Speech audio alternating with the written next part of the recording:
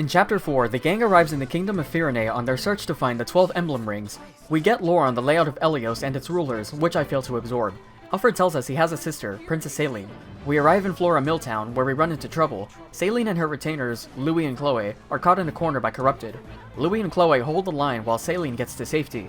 Saline joins our group and we now have access to Emblem Celica, who can let me jumpscare enemies from across the map. Saline is a noble who can use swords and magic.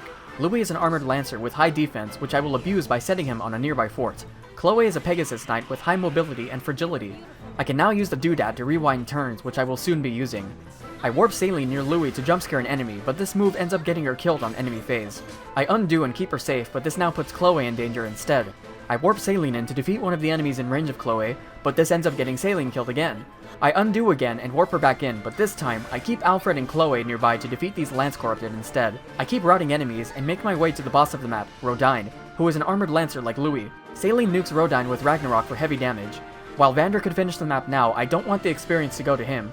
In moving my units up, I find I don't have the damage with the Javelin to defeat Rodine with Alfred, so I end up letting him get the kill with Override. In the post-chapter cutscene, I am saved by a mysterious girl whose dress looks way more like toothpaste than Alir does. The girl introduces herself as Vale, and she disappears right as Alir looks away. In the Somnial, I get access to the weapons and items shop. I make a new friend and name it Stinky, and give it these angry eyebrows.